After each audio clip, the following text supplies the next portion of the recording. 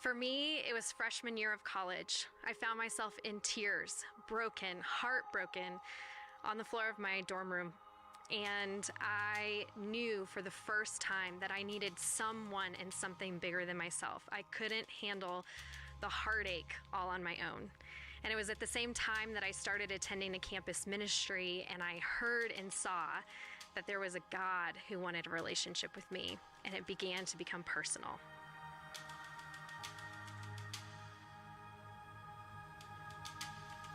The first time that I pursued a personal relationship with the Lord was in Matanzas, Cuba, when I was rebaptized. It was at that point when I got to choose to pursue a close and personal relationship with my Lord.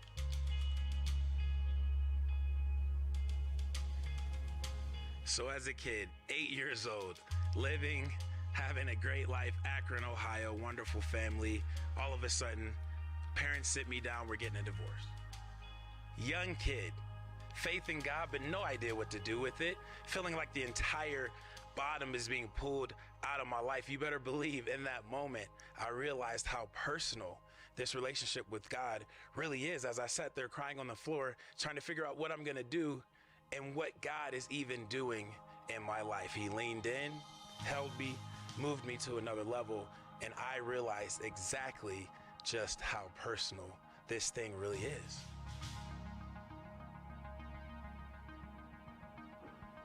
When I first encountered Jesus, I was at a Christian camp, and we were worshiping, singing the song Reckless Love. And I remember at the time I was asking myself some tough questions and going through some tough situations. And I remember singing and hearing the Lord's voice and having this rush of love and comfort.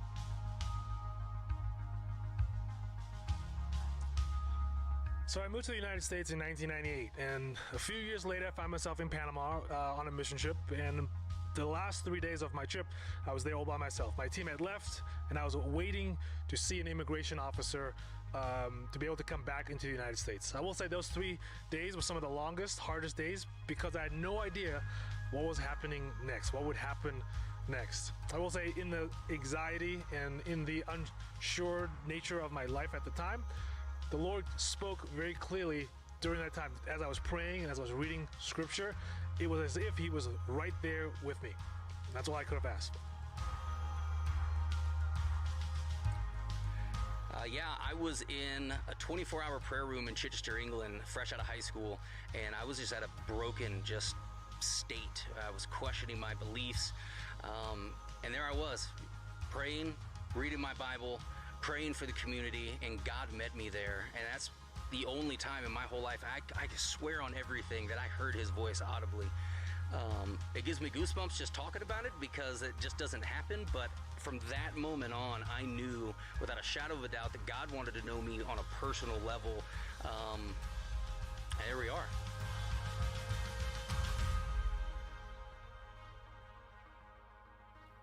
I love that, and here we are. Hey, happy Easter, everybody. It is so fun to be with you guys. You guys, we have a choir. This is the first time in the 9 years of Ascent we have a choir up here on Easter Sunday. Well done, Whit, pulling that together. I love that. You guys that have obstructed view seating, I'm sorry. Let's just blame that on the designers of the Sam's Club, that they were not planning on 1,000 people being in here on an Easter Sunday. And so if you are behind, I'll try to come around and see you guys from the sides. You don't have to pay as much. These guys are premium seats up here in front. They got to pay a little bit more. You don't have to pay nearly as much back there when you can't see it. But we've got it on the screens anyway. It is so great to have you guys here. You guys, this event, by the way, I'm Bill Stevens. I'm the lead pastor here at Ascent. But this event, Easter, this is the foundation of our faith. You know, for Jackie and I, as we're watching our house getting rebuilt, it's been an interesting transition and progression for us. It took forever for just that kind of charred out piece of property to get a hole in it to actually get a foundation in it. And then when you finally get the permitting to get the foundation in, once that foundation's in, then it just goes really fast. All the walls start coming up really fast, and then all the drywall starts going up. I mean, but it takes a while to get to that foundation and have the foundation laid. You guys, this event the resurrection, is the foundation that everything else is built on. The church is built on this foundation. The Bible that we read, really even the Older Testament, is all focusing on what's going to happen with the resurrection. And the Newer Testament is all about what happened because of the resurrection. Everything is built on that. Your faith and my faith, if you call yourself a Christ follower, is built on the foundation of this day, of the day that Jesus rose from the grave and said, that's not going to win. Death is not going to win. Life is going to win. And I'm going to breathe life into every single person because of what I've done on the cross. That's the foundation. And even if you don't call yourself a Christ follower, even if you're somebody that's just checking it out, even if you feel like the hole hasn't even been dug yet, or I'm still waiting on the permits, what I love about it, I love it that you're here. Even if you were dragged here, you're a neighbor, that someone was overzealous saying, come to church with me, and you're going, fine, I got to go to church. And so you find yourself here today. What I love is that Jesus is in a pursuit of each one of us, and that he's going to make it personal for each one of us, and that you might be in a permitting stage, and you might be just waiting for that hole to be dug, but in the end, you might find too that this day will be the foundation for you in your life as well. So we love it that you guys are here. Now that question that we had on the screens, when did it become personal? That can be taken as a very positive question. When did it become personal? But that question can be a negative one too. Hey, where you say, hey, careful, that's personal, or I'm going to take that personally. If you ask somebody, ask the person next to you how much they make.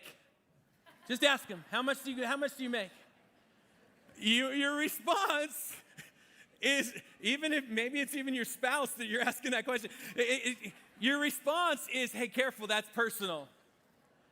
The NCAA tournament just happened, and UConn rolled through the tournament and rolled over my Gonzaga Bulldogs, rolled right over them. If someone were to come to me and say, Gonzaga will never win the big one, if someone will say they're too soft, Wilson, thank you for saying that. If they come and say that, I'm going to tell them that I take that personally. And the reason why is because I grew up in Spokane. We don't have an MLB team, an NFL team, an NHL team. We don't have an NBA team. We have the Gonzaga Bulldogs. And so when you grow up in Spokane, Gonzaga becomes a part of you. And so when someone says something bad about it, you're going, hey, careful. I take that personally. You guys that have spouses, you know this. When your spouse says to you, my parents are crazy. My parents drive me crazy. My sister is so far out there. When they say that, they can say it. But if I say it back to them, your parents are crazy. Mike and Bibi, I've never once said that. I haven't. If you say it back to them, then your spouse can easily say, careful, that's personal. Why? Because there's a deep, deep relationship that's been established there. They can say it, you can't. You know what you can take personally? Grocery shopping. I didn't realize that until too late, because it was one day we were having a really nice meal for breakfast, and I pulled out the Eggos, and it wasn't the Eggos, it was imitation Eggos. You know those that still that just have freezer burn constant. It's the imitation Eggos and imitation butter and cheap syrup. And I'm going, and I looked at Jackie and I said, Jackie, when we splurge on this nice of a meal, can we get real Eggos? Just real Eggos? She took it personally. And I thought, why? You didn't make the Eggos. Someone else did, or the fake Eggos. But she said, I'm the one that went out and bought them. I'm the one that I had skin in the game. I'm the one that picked them out and paid for them and brought them home and put them in the freezer. I realized early in our marriage that if I'm going to make a comment about our groceries, I better go get some first and then let Jackie make the comments. We can take it personally. Why in the world am I talking about that? Because Easter is a day that for many of us, we turn it into a religious, it's just a religious observation. It's a religious observance. It's a religious habit that many people just do. They say, well, I haven't been to church for a long time, but I better go to church on Easter. It's a habit. But my question for you is, what if you took it personally? What if this year, 2023, you took Easter personally? And not in the negative way, but in the very positive way, but even using some of what we just talked about. You take it personally because it can be a part of you, or it is a part of you. This story is part of you. What if you took it personally because there's a deep, deep relationship that Jesus has with you? What if you took it personally because there's skin in the game and that Jesus went all the way to the cross for us and conquered the grave for us? And that we put forth our effort towards that faith in him. And what if because we see those together, what if this year, even if you've been a Christian for a really long time and you've been to 50 Easters, what if this year you let it be personal for you? 2,000 years ago, the group of people that walked closely with Jesus, they knew that God did this for God so loved the world that he gave his son. John wrote that, for God so loved the world that he gave his son. But each one of them, in every encounter they had with Jesus, felt like it was personal. They would tell you today, yes, he did it for all, and he did it for me. What I'm hoping for this morning, what I want you guys, if you walked out of here at the end of this, the one thing I want you walking out with is for you to just say, you know what? This Easter, it's personal. Father, I pray that today as we unpack your story, I pray that you would help us to see that all that you have done for this entire world, not one person exempt from your love. I pray that each one of us would see it that grand and that acute that it's for me too. So, Father, I pray that you would speak to us around that. It's in your name we pray. Amen. Here's what I want to do. I'm going to do it a little bit different today. I just want to live into the story. I want to sit in the story. I want the story to be the sermon today. I want you to get it from the perspective of those people that 2,000 years ago that saw all of this as personal. I want to get it from their perspective. Here's what happened. Jesus comes to this earth. So God comes and walks on this earth through Jesus. And so he lived for about 33 years. The last 3 years was his primary years of his ministry. When Jesus, after those 33 years, he dies on the cross. That's what we celebrated with Good Friday. And then after he dies on the cross, 3 days later, he rises from the grave. The tomb is empty. Victory is ours. Victory is won. Death doesn't win. That's Easter Sunday. He rises from the grave. That's what we're celebrating. And then for 40 days, Jesus appears on this earth, and there's tons of sightings, different people talking about it. The masses start to talk about all the different times that they saw Jesus.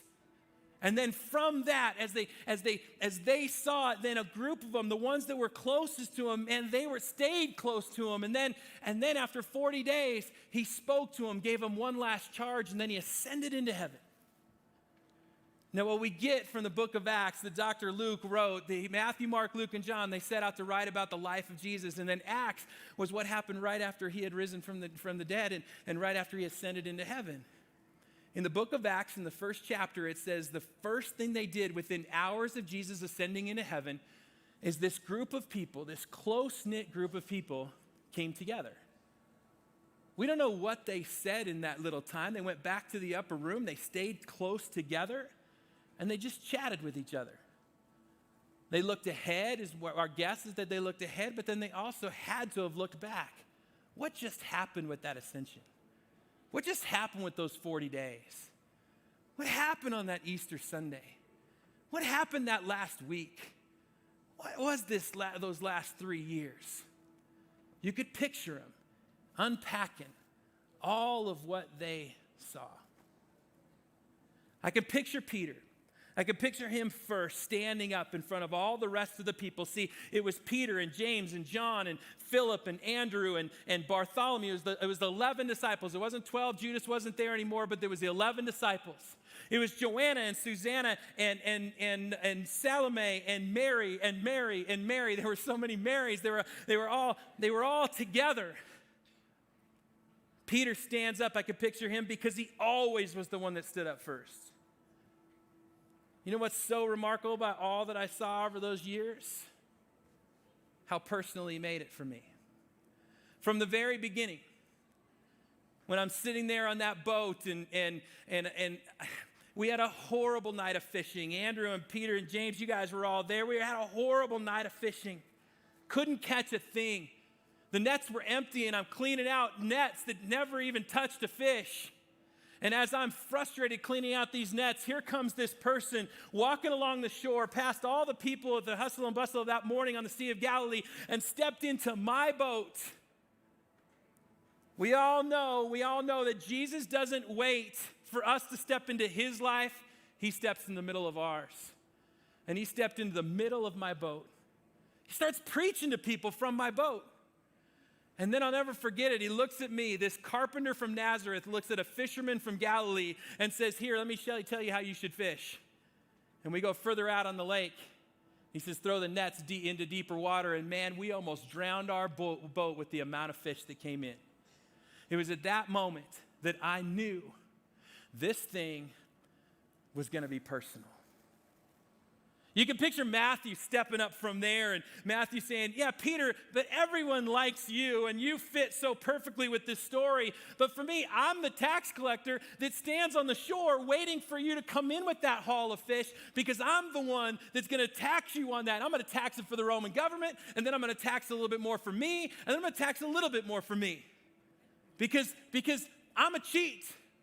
I was stealing everything I could. I was disloyal to everybody. And yet Jesus walked up to me. You can picture Matthew just going, if there was anybody that shouldn't be walking with the Son of God, it's me. I'm not a churchgoer.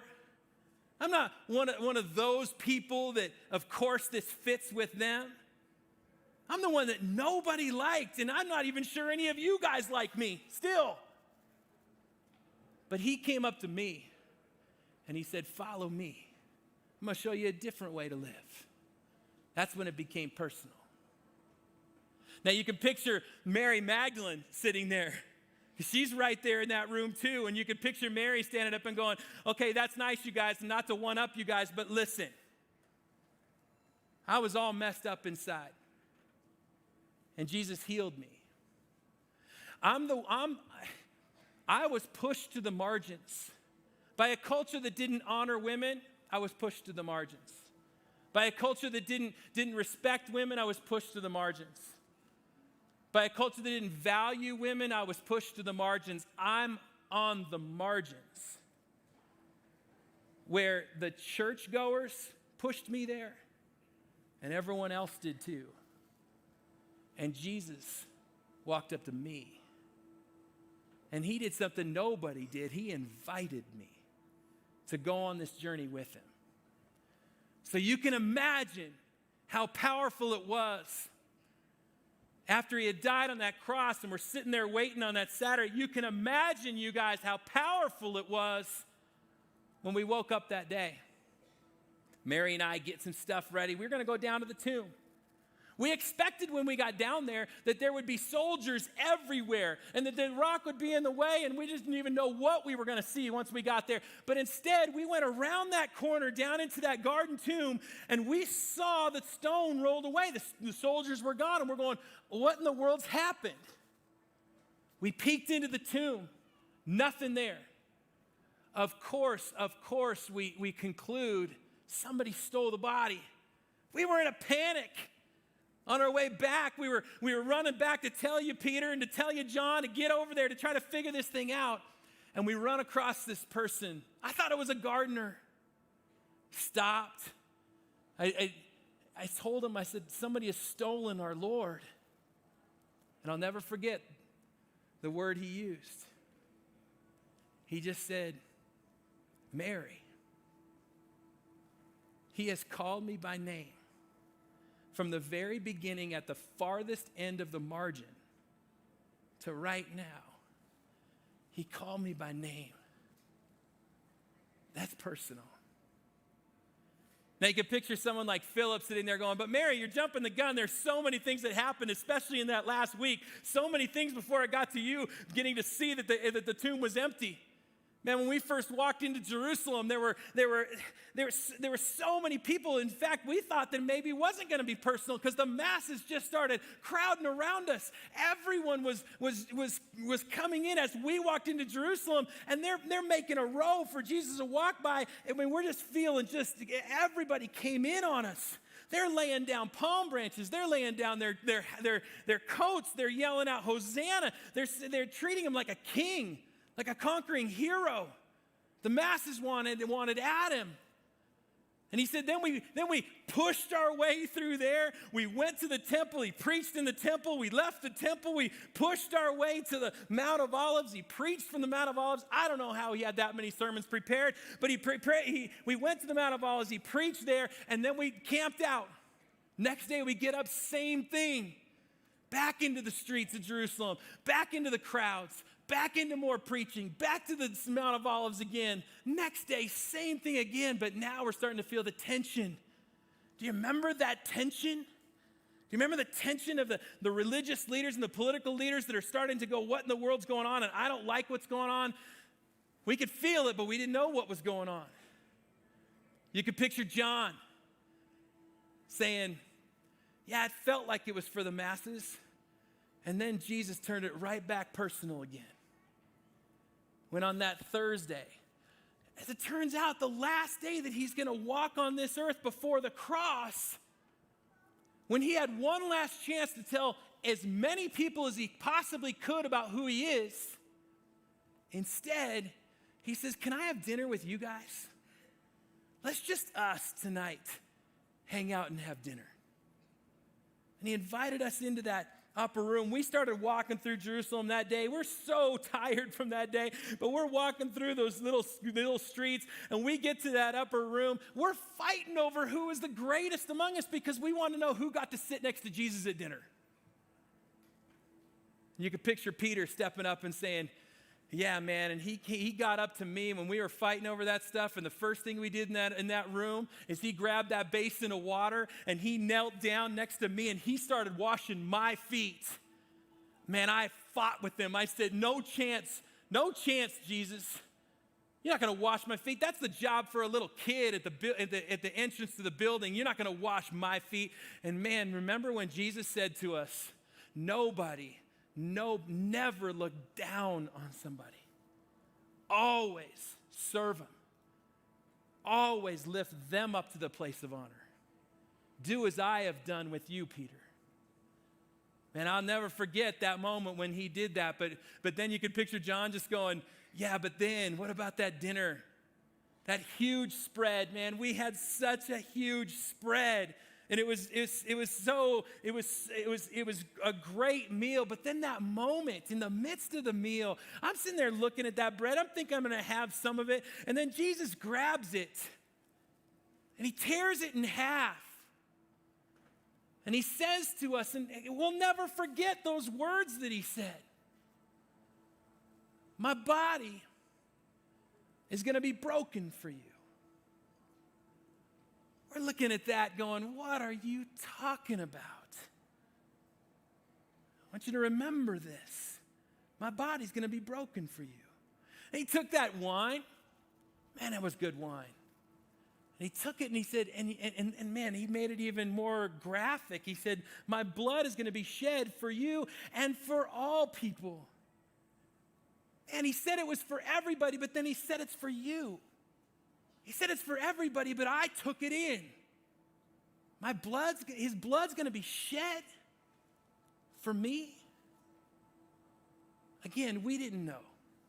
We didn't know what was going on. If we only knew what we know now. But we didn't know.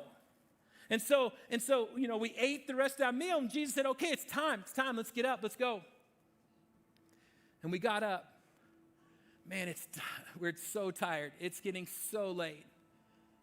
We walked away from that building, and we walked down those stairs, and we walked around that corner in Jerusalem. And for some reason, Jesus was being pretty quiet about this. And we just we didn't say much. And we just walked. We thought we were going right back up to where we were camping out on the Mount of Olives. We thought we were doing the same thing. But remember, as we were going up there, we stopped. We stopped at that garden. We stopped at that olive garden, Gethsemane. Walked into there, and man, a bunch of you guys fell asleep right away, but he took me and James and Peter. He took us over to the other side of the garden, and he wanted to just stay awake with us. But when we fell asleep too, he left by himself. I think he was praying to God for something. He came back to us and woke us up, and you could tell he had been weeping. His eyes were all swollen. You could tell he had been weeping. And he said, "Come on, you guys, I need you to stay awake." But he walked away again. It was so late. We were so tired from the week. We tried so hard to stay awake, but we fell asleep again. And this next time he comes up, he walks right up to us and he says, "Okay, guys, it's time." And I'll never forget what happened next, because it didn't make sense to us what happened next. We wake up, and he wants us to get up, and we get up, and in the distance, we see, as crazy as it is, Roman soldiers and horses riding into an olive grove at midnight. All we're doing is camping out like we've done any other time before. But we see Roman soldiers riding with all of their armor on, riding in on horses, and Jesus walks towards them. Now that we know what happened, we're sitting there going, "Why didn't you run? You could have made a storm happen. We saw you calm a storm. You could have made a storm happen and run. But you walked towards it, and we walked with you towards it." And as we got closer to those soldiers, we see another person there. There's Judas. We've been wondering where he went. And in the greatest irony of personal, he kissed him. And the soldiers arrested him. You can picture Peter at this point stepping in and saying, "These next 24 hours, if I could have them erased, I so would. For all that Jesus went through and for my foolishness in the midst of it. Gosh, could I have just erased it?" They arrested him, they took him, and within hours they started a trial. And it was a mockery of a trial. There was no justice in that trial. But as he was on trial, and I'm sitting there watching it from a distance, that little girl came up to me. And she said, hey, don't you know that guy that's in there? I was panicked. I didn't know what to do. I didn't know what the repercussions would be. I didn't know if I would end up being on trial as well. And so I just told her, I said, "No, I don't know him." And then a little bit later, a guy came up to me and he said, "Wait, I've seen you follow that Jesus guy. I've seen you with him." And I'm saying, no, I know nothing. I don't know that guy. And then a third dude came up to me and he said, "Man, I saw you with him. I know that you're a Jesus follower." And I said, "I am not."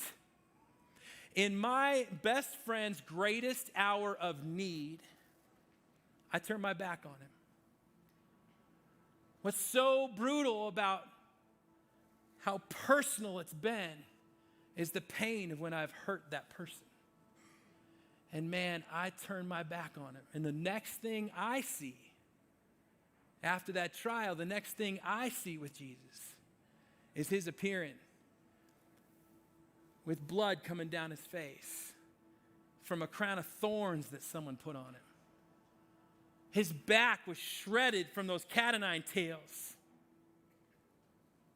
His body was bruised so much that I barely could recognize him. People yelling, "Crucify him." And I turned my back on that. You can picture John stepping up at this point because John was always the one that points us to his love. You can picture John looking at Peter and going, come on, Peter, you got to remember all that he had talked to us about. Remember when he told us that my grace is sufficient for you? Peter, remember when he told us that? This is what he's talking about. My grace, my forgiveness, my love is sufficient for you. It's there for you right now. Remember when he told us that he's going to leave us his peace? He doesn't want you in that turmoil of your guilt right now. He wants to leave us with his peace. Remember when he told us that his truth will set us free? The truth of his love for you and me, that truth, that's supposed to set you free, Peter, not for you to just hold on to the guilt of what you've done, but he has set you free of anything you've done. Remember when he said, my yoke is easy and my burden is light? Bro, he wants you to feel how light it is for us to follow him. Peter, you need to recognize that everything he did, that crown of thorns, that beaten down body, that scarred back, all of that, him carrying that cross up to Calvary and us having to watch him do it. When they put those nails in his hands and his feet and they stretched him out on that cross and they put him up on that cross, all of that was for you and me. Don't you remember when he said there is no greater love than to lay down your life for your friends? And do you remember that day that he looked at us and he says, I call you friends? Peter, it's personal. Let it sink in that it's personal. Then you could picture the matriarch of it all standing up. You could picture Mary, the mother of Jesus, standing up and saying, Peter, John's right. We're talking about the Son of God. We're talking about the Son of God that loves everyone. I've known it from the very beginning.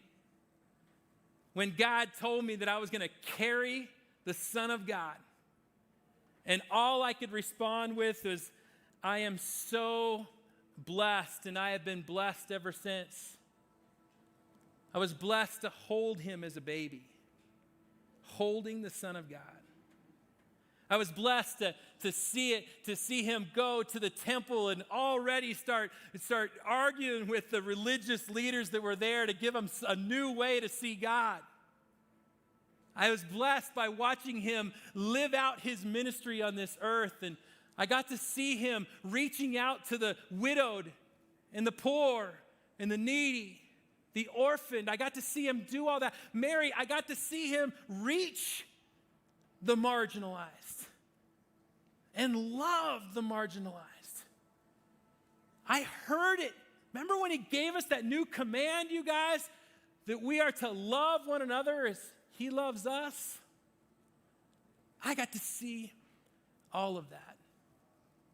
And I saw my son die on that cross, and it cut me straight to my heart.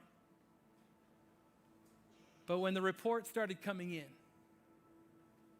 that he's no longer in that tomb and that people have seen him, there's a part of me that's going, yep, that's the Son of God. That's the Son of God. Now, there's one person in the room that hasn't said a word, and he sits back in the back, and he's just listening to it all, and he's listening to all of their interactions, and then he finally steps up, and you can picture him just going, okay, you guys, my experience was different. While you all understood it, saw that he had risen from the dead, saw that he had conquered the grave, you guys are worshiping him, you guys are celebrating him. I am sitting back saying, I don't believe it. You can picture John just going, Thomas, it was for you too. And he's going, okay, just a second, John. I was the one that was saying, I saw his broken down body. I know he said he's the Son of God. I know what he said, but I'll never believe it. And do you know how lonely it's been for me to feel like I'm the only one that says, I don't believe it. Everyone else gets it but me. But I tried to stay close. I tried to stay close with you guys, even though it was fingernails on a chalkboard, listening to you guys joyfully celebrating that death doesn't win. And I'm sitting there listening to that going, bull. And that day, I'm sitting in that upper room, and he comes walking through that door. He walked right past you guys. He walked right up to me, and he said, Thomas, put your hands into the holes in my hands and put your hands in the hole in my side. And I said to him exactly what you guys have been saying this whole time. My Lord and my God. It was personal. And finally, you can picture Peter thinking through all of that stuff. You can picture him thinking about that day later on. He had appeared to so many people, but he still hadn't had that interaction. He still hadn't had that conversation with him, the conversation he needed to have because of what he had done. And you picture Peter just saying, man, that day, we're on the Sea of Galilee. He told us to get back on the Sea of Galilee and do some fishing. We're back out there fishing again. And we look along the shore, and here comes that same person that 3 years earlier had stepped right into the middle of my life and my boat. And here he comes walking on the shore. We see that it's Jesus. Man, I just jumped into the boat. I jumped out of the boat. I started swimming as fast as I could. But as I got closer, I pulled into a backstroke because I knew that the last time I saw him, man, did I disappoint him. And so I got to that shore and I walked up to him, fully expecting judgment and condemnation. And instead, he asked me a very personal and intimate question. Peter, do you love me?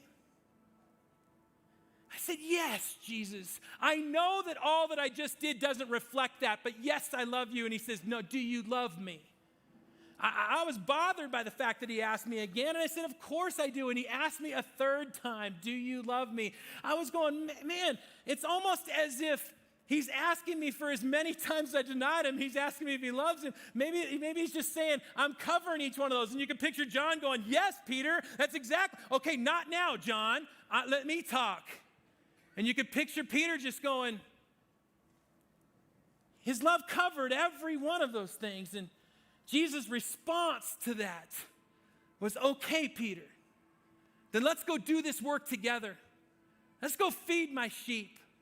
Let's go do this. Because Peter, here's what I need you to do. I need you to tell people. I need you to let them know that my love, because of what I just did on that cross, it will cover every single thing that you do.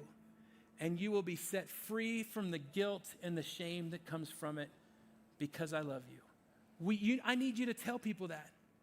Matthew, I need you to tell people.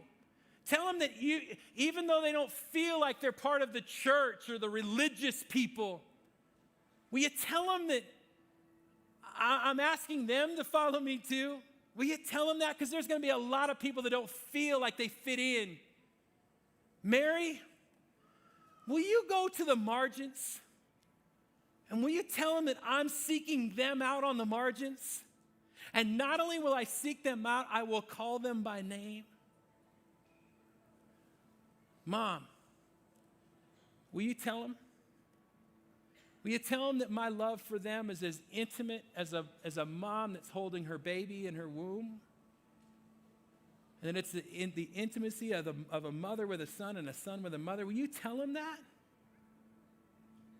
Thomas, will you tell them?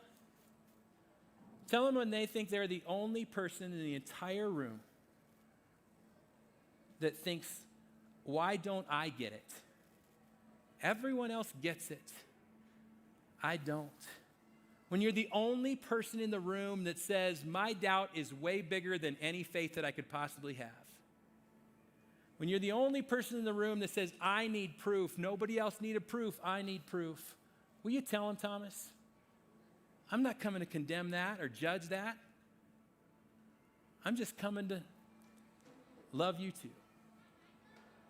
Will you tell him? Because a couple thousand years later, I have a feeling some people will start turning this into a ritual. They'll start turning this into a habit that they got to do. Will you guys tell him? Tell him that I'm a part of him. Tell him that it's a relationship that goes deep and that there's skin in the game. Will you tell him that this is personal? Father, I pray that on this Easter Sunday, as we have all come with our different pieces, and we have come with our the issues that we each face, and maybe we've come with a thought that I've just heard this story so many times that it just becomes a story. Will you remind each one of us today? Will you remind each one of us right now that you've got us in that chair that they're sitting in right now, and you've got me right here to tell me and to tell you this is personal. I did this for the world, and I did it for you. Will you help us to see that today, and then tomorrow when we wake up that we'd start putting some pieces together around it, and maybe even a foundation is poured, and maybe even we start to see something built from it. We thank you for all that you have done through your life, your death, and the beautiful resurrection. It's in your name we pray. Amen. All right, you guys. Hey, we're going to have one more song that we're going to sing. It's a song that we've sung here at Ascent a number of times. It's called Behold Him. And that just means stand up and recognize it. Stand up and see it. That Jesus has died on the cross for us. He raises from the dead, and he does it personally for you and me. Let's sing one more song together.